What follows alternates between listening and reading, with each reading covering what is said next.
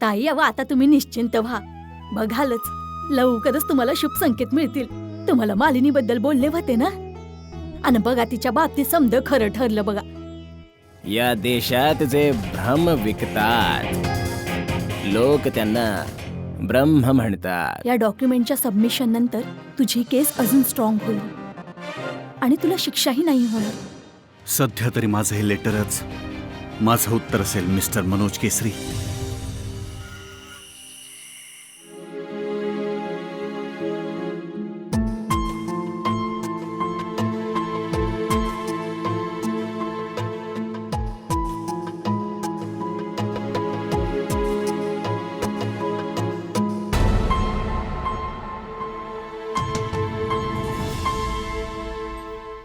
तुम्हाला काही बोलायचंय का माझ्याशी? मी आज माझा राजीनामा दिलाय. मी अशा ग्रुप ऑफ कंपनी सोडतोय.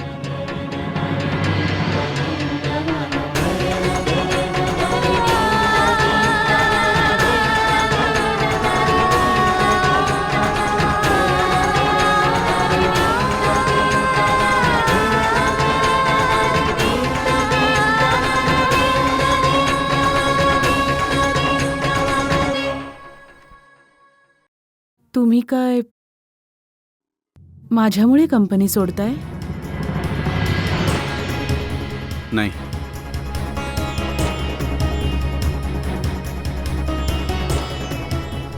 मला नाही वाटत की छोटे साहेब माझे साहेब बनण्याच्या लायकीच आहे.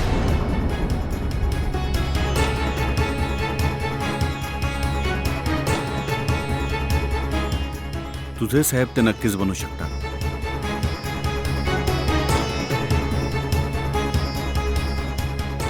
मी प्रत्येक बाबतीत त्यांच्यापेक्षा जास्त क्वालिफाईड आहे आणि मला नाही वाटत की मी त्यांना रिपोर्टिंग करणं आवश्यक आहे.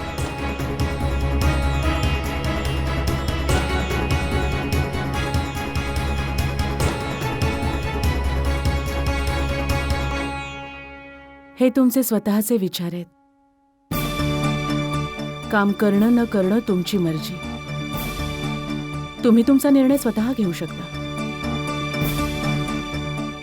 पण एक गोष्ट मला नाही कळली.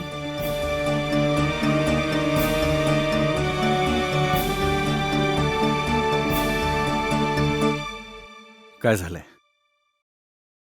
हेच की आमचे छोटे साहेब तुमचे साहेब नाही बनू शकत. चांगली गोष्ट आहे. तुला समजलं नाही आणि मला तुला समजवायचं पण नाही.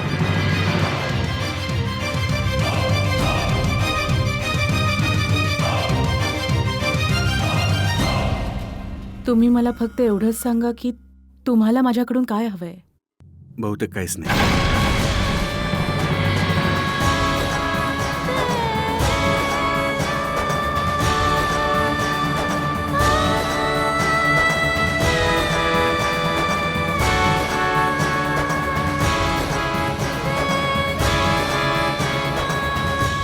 छोट्या साहेबांसमोर तुम्ही स्वतःला मोठं समजता,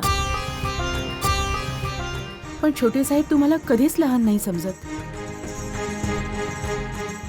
ते तर तुमची खूप काळजी करतात. म्हणून मला तुम्हाला हेच सांगायचंय की तुम्ही त्यांच्या विरुद्ध तुमच्या मनात काही वाईट नका ठेवू. खूप प्रयत्न केले मी, पण जेवढे प्रयत्न केले ती गाठ तेवढीच मजबूत होत गेली. माझ्याजवळ आणखी कोणताही पर्याय नाही.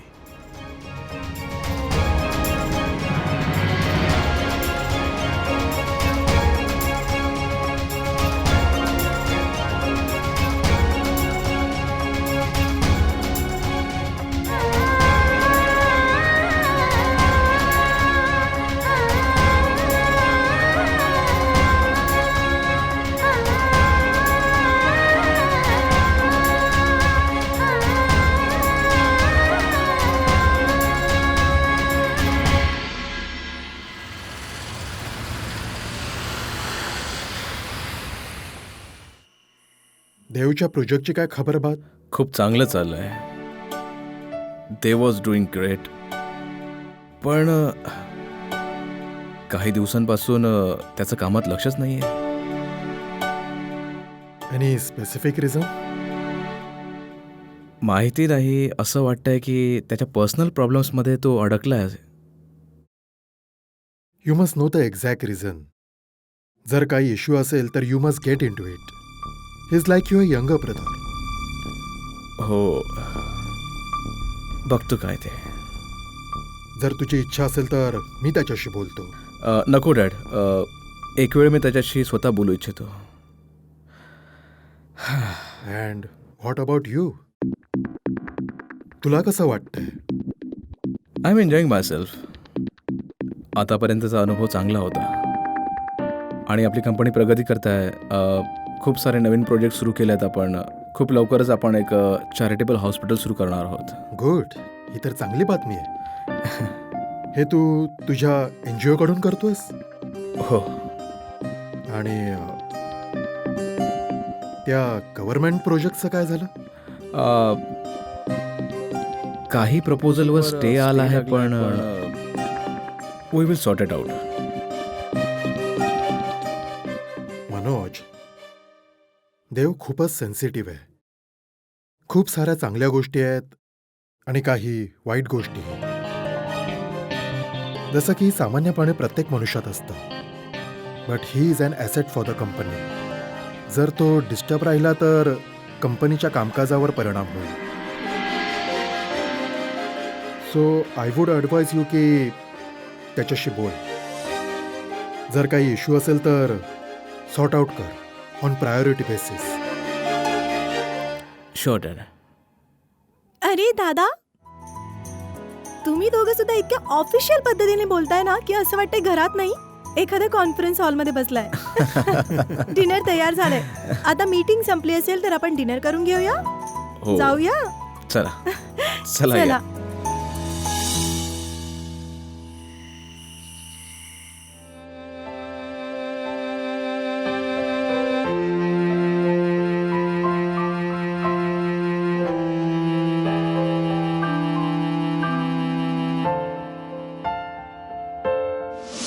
मी आज माझा राजीनामा दिलाय.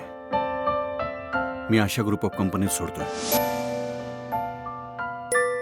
मला नाही वाटत की छोटे साहेब माझे साहेब बनण्याच्या लायकीचे आहेत. तुझे साहेब ते नक्कीच बनू शकतात.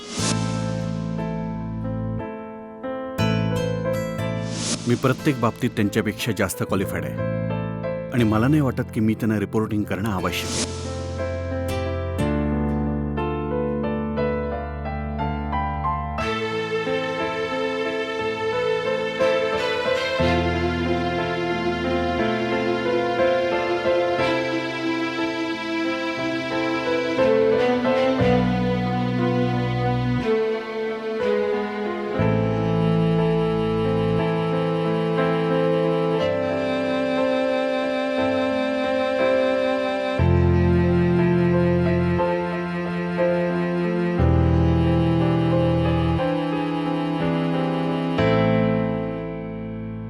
मला वाटलं तू झोपायला जातेस.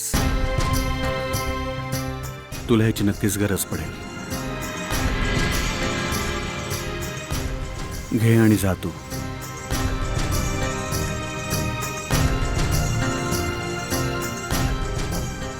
माझ्याबद्दल एवढा विचार करण्यासाठी थँक्यू. पण मला याची आवश्यकता नाहीये.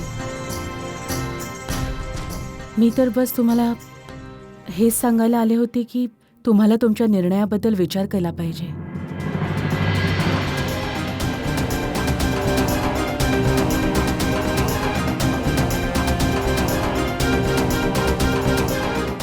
छोटे साहेब तुझ्यासाठी इम्पॉर्टंट असू शकतात, माझ्यासाठी नाही. आणि जर तुला असं वाटत असेल तर तू त्यांना डोक्यावर बसू शकतेस. पण मला कोणाच्या उपकाराची गरज नाहीये. तू जाऊ शकतेस. आणि हो, ॲडवाईससाठी थँक्यू.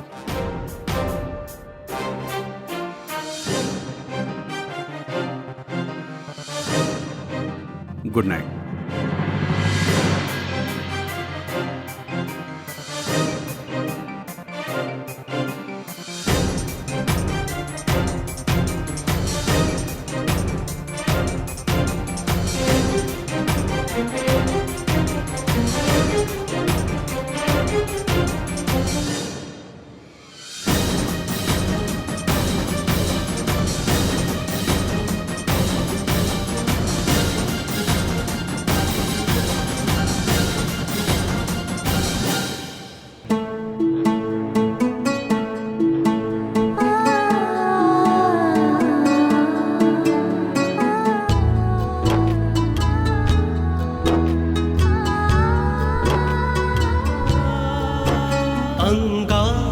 ग रंग किती मनात ग तरंग किती निश्चळ ग तू निर्मळ ग तू कांचन ग तू चंचल ग तू गोड गोड ग तू परी नीलांबरातील तू परी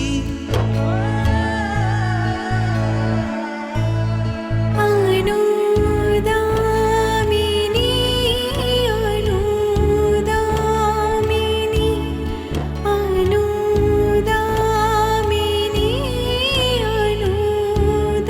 अनुदामिनी अनुदामिनी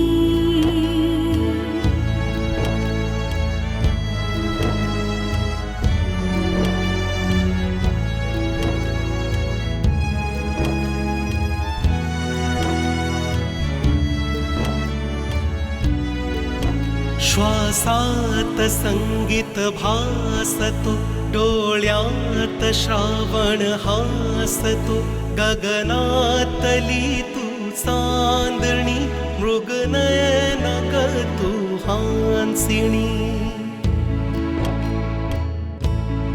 तू लाजरी तू बावरी तू या धरेची ग परी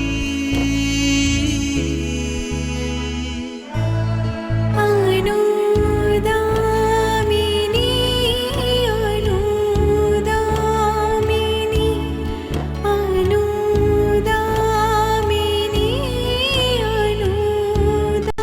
अनुदामिनी अनुदामिनी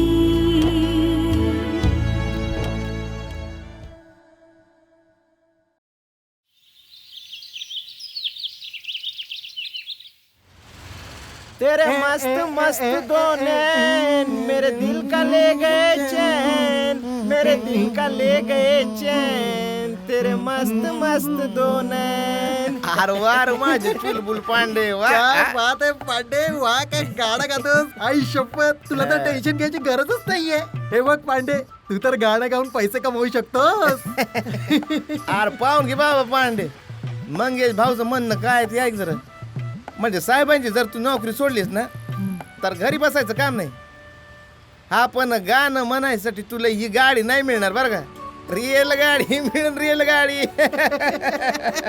तुम्ही गप्पा बसा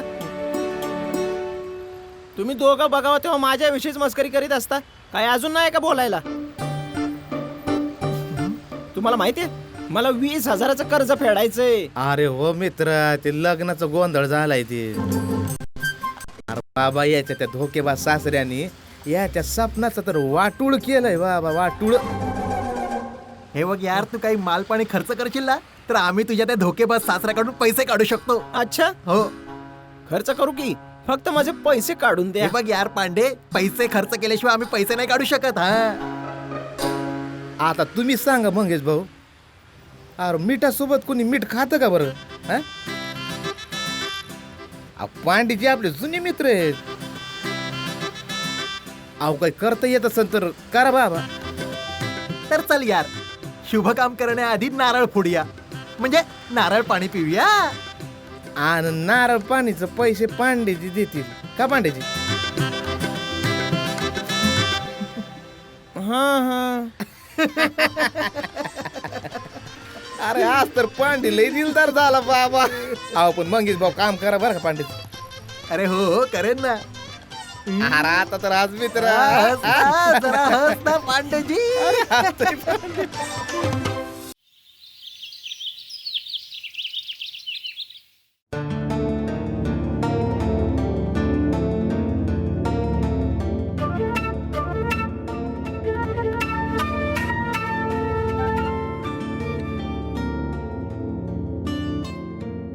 तुमच्या मुलीच्या विवाहासाठी जे शुभ संकेत मिळालेत सगळं तसंच घडणार मी तुमची प्रार्थना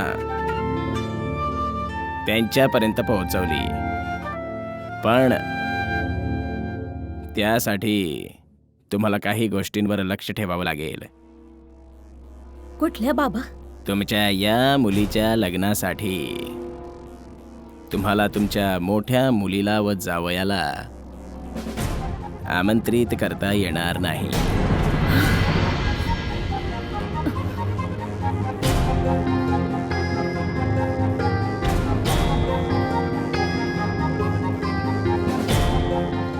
बाबा मी हे कसं काय करू शकते?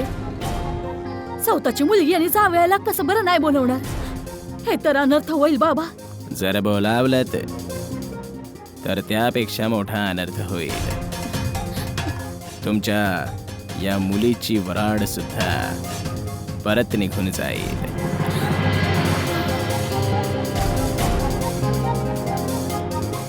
कुठला तरी उपाय सांगा बाबा. कोणताच उपाय नाही. तुम्हाला असंच करावं लागणार. आपल्या मुलींच्या सुखात स्वतः अडचण बनू नका. पण मी गाव समाजाच्या लोकांना काय समजवणार बाबा? काय उत्तर देणार मी त्यांना? त्यांना कधी किंवा काय सांगायचंय ते मी सांगणार, वेळ येताच. पण तुम्ही तुमच्या ज्येष्ठ मुलीपासून जेवढे अंतर बनवू शकता बनवा, हेच योग्य आहे.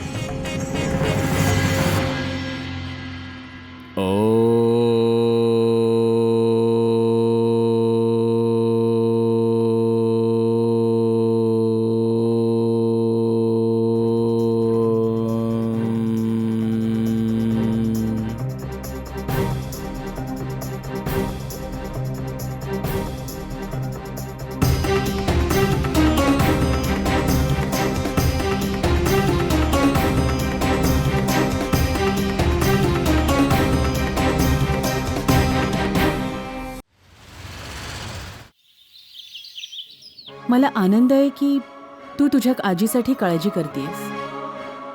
आणि जर करुणा मावशी तुझ्यासोबत जाण्यासाठी तयार झाली तर मला खूप आनंद होईल.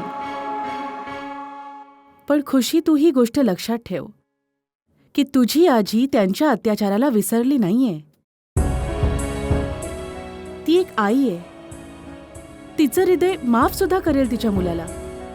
पण ज्या प्रेमाची आशा तिने तिच्या मुलाकडून केलीये ती तिनं कधीच नाही मिळणार. माझं माझ्या बाबांबरोबर बोलून झालंय आणि त्यांना काहीच प्रॉब्लेम नाहीये. आणि तसंही 18 महिन्यांसाठी बाबा USA ला चाललेत. मग आजी आमच्यासोबतच राहणार. तीच तर, तुझे वडील US ला जातायत आणि त्यांना वाटतं की तुझी आजी तुझ्या जवळ राहावी. ते सुद्धा एका सिक्युरिटी गार्ड सारखी. म्हणजे ती त्यांची पूर्ण जबाबदारी तुझ्या म्हाताऱ्या आजीच्या खांद्यावर टाकायचं बघतायत. खुशी, ही गोष्ट तुला सुद्धा माहितीये की तुझे वडील तुझ्या आजीसाठी विचार नाही करतायत, ते तुझ्यासाठी विचार करतायत. मग त्यात वाईट असं काय आहे?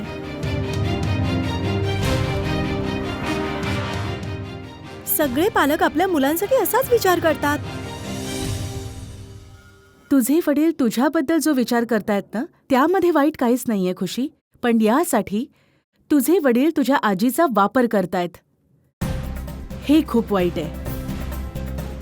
अरे, तुझ्या आजीचं जे वय आहे ना, या वयात त्यांना त्यांच्या मुलाचा सपोर्ट पाहिजे. आणि ह्यापेक्षा मोठी गोष्ट अशी की तुझ्या वडिलांच्या मनात तुझ्या आजीबद्दल प्रेम आणि रिस्पेक्ट असायला हवा. खुशी, तू जरा हा विचार कर की उद्या तू तुझ्या वडिलांसोबत, आईसोबत असं काही करशील तर त्यांना चांगलं वाटेल? नाही ना? विचार तुझ्या वडिलांना की उद्या तू त्यांच्यासोबत असं केलंस तरीही ते तुला सपोर्ट करतील, तुझी साथ देतील?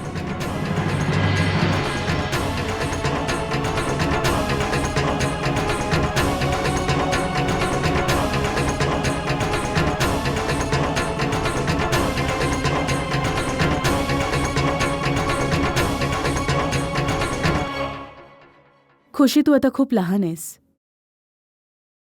आणि काळ लोटायला वेळ नाही लागत. उद्या तुझे आई वडील म्हातारे होणार आहेत आणि तू सुद्धा.